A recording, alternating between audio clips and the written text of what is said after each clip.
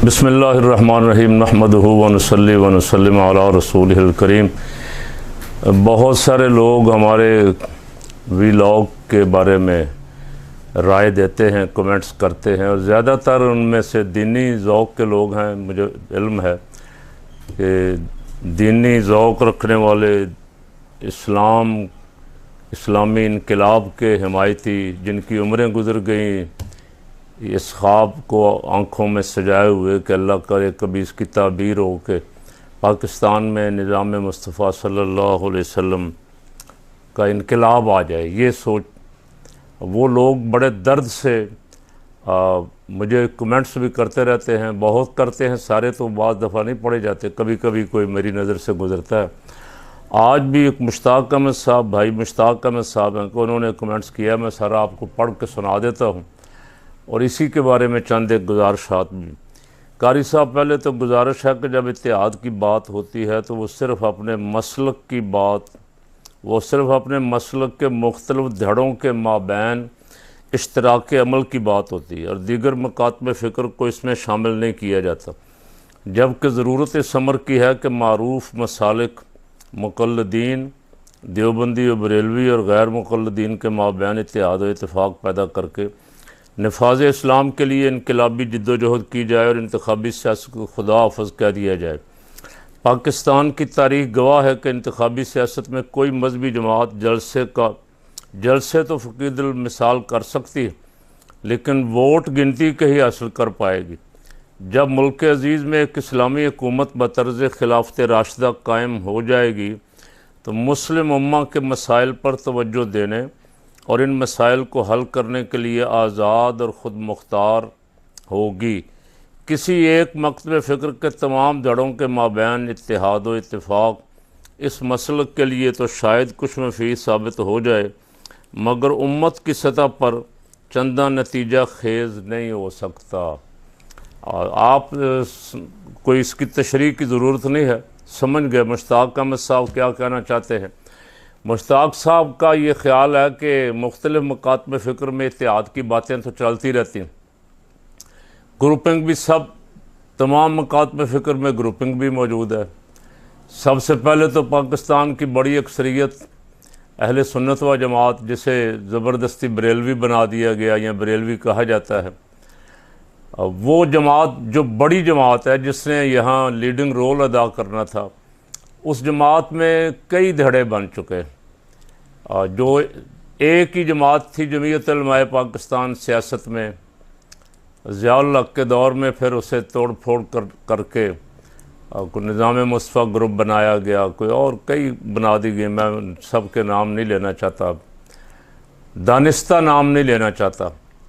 बहुत सारे ग्रुप बन गए जिन्होंने एक बड़ी जमात को नुकसान पहुँचाया और एक आमिर डिक्टेटर के आला कार का किरदार अदा करते रहे। जमीयत उलमाए इस्लाम के दो धड़े बन गए, जो मेन तो दो धड़े ही थे, लेकिन उन दो धड़ों में से भी कई धड़े निकल आए, कोई नज़रियाती, कोई सीन, कोई शीन, कोई फे। इसी तरह जमीयत अहले हदीस के भी कोई तकरीबन 6-7 के करीब धड़े मौजूद हैं।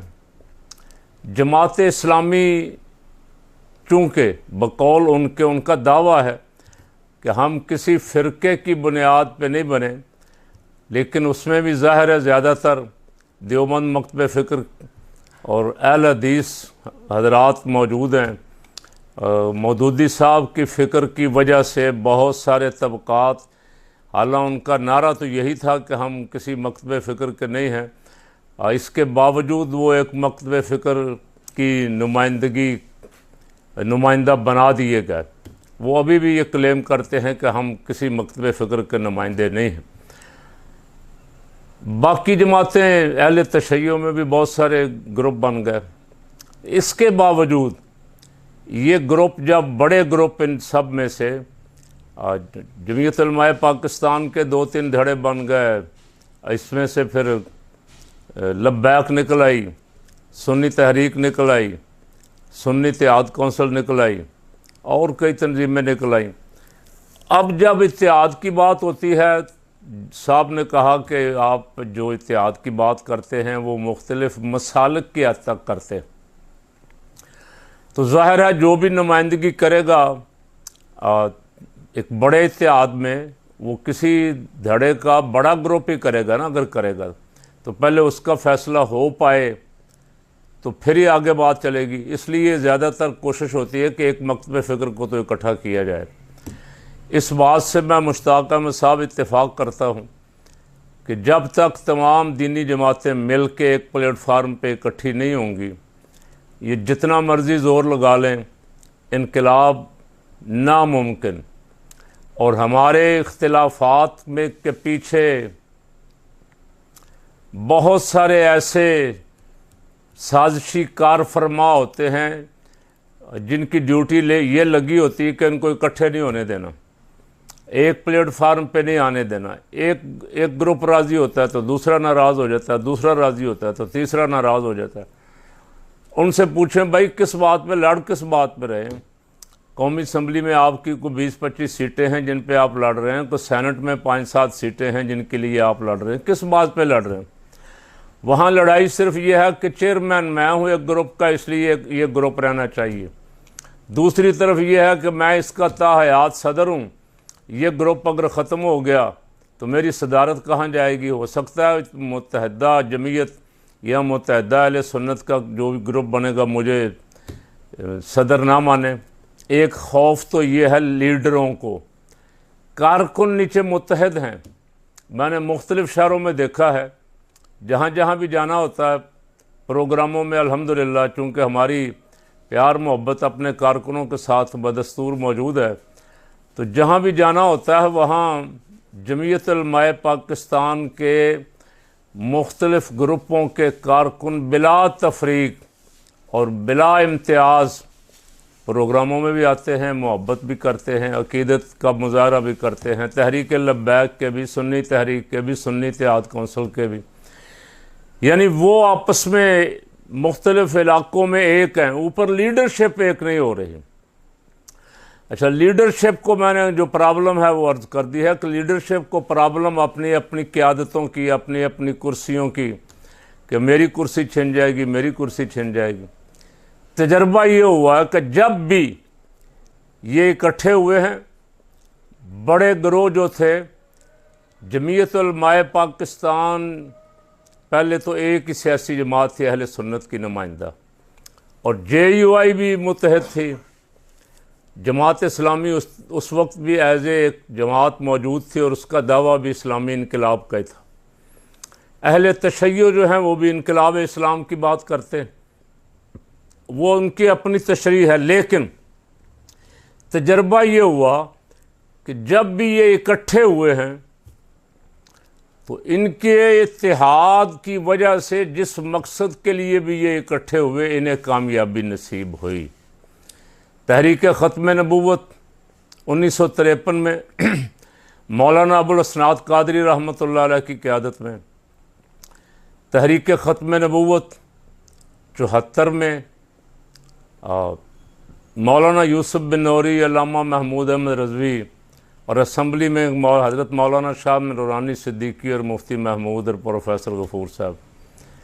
फिर कौमी इत्तेहाद में ये इकट्ठे हुए 77 में।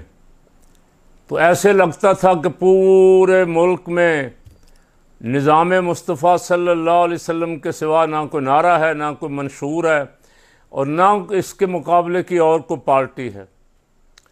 उस वक्त इसका रास्ता रोका गया। अब ये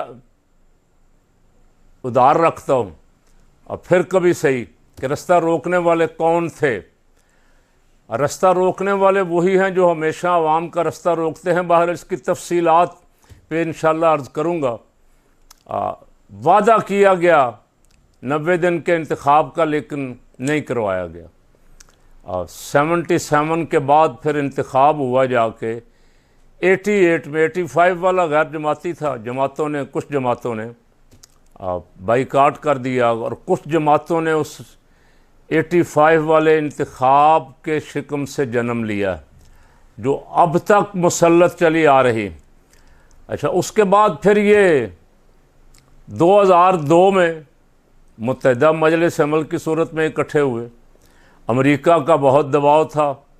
अमेरिका दहशत गर्दी की नाम नहाद दहशत गर्दी की जंग लड़ रहा था, पाकिस्तान में दहशत गर्दी करवा रहा था और ख़ुद दहशत गर्दी के ख़िलाफ़ चैम्पियन बना हुआ था। और यहाँ भी कुछ लोगों को इक़्तिदार पे काबिज़ रखने के लिए उसने दहशत गर्दी के ख़िलाफ़ जंग का टास्क दिया हुआ था। वो दहशत गर्द भी अमेरिका के थे, फ़ंड भी अमेरिका का था और वो लड़ भी अमेरिका के लिए रहे थे। उस वक्त भी दीनी जमातें इकट्ठी हुई उस अमरीकी प्रेशर का मुकाबला करने के लिए। उस वक्त 6 जमातें थीं। उसमें जमीयत उलमाए पाकिस्तान के कायद हज़रत मौलाना शाह अहमद नूरानी रहमतुल्लाह अलैह सदर थे, काजी हुसैन अहमद और बाकी तकरीबन अल्लामा साजिद नकवी, जमीयत उलमाए इस्लाम के मौलाना समीउल हक और मौलाना फजलुर रहमान, ये सारे हज़रात इकट्ठे हुए। और जब इकट्ठे हुए तो ये एक बहुत बड़ा प्लेटफार्म मार्ज़ वजूद में आ गया। और इसकी बरकत ये हुई कि पहली दफ़ा पाकिस्तान की तारीख़ में 66 कौमी असम्बली की सीटें ये इत्तेहाद जीत गया। खैबर पख्तूनख्वा में इसकी हुकूमत बन गई, बलूचिस्तान में इसके इश्तराक से हुकूमत बन गई। मरकज़ में ये 1-2 वोटों से हारे इलेक्शन, एक बड़ी ताकत बन के सामने आए। कि बदकिस्मती हज़रत मौलाना शाह नूरानी रहमतुल्लाह अलैह के विसाल के बाद काजी हुसैन अहमद मरहूम और मौलाना फजलुर रहमान साहब इस इत्तेहाद को कायम नहीं रख सके। और उस वक्त से लेके अब तक तकरीबन 2006-07 तक तो काम चला।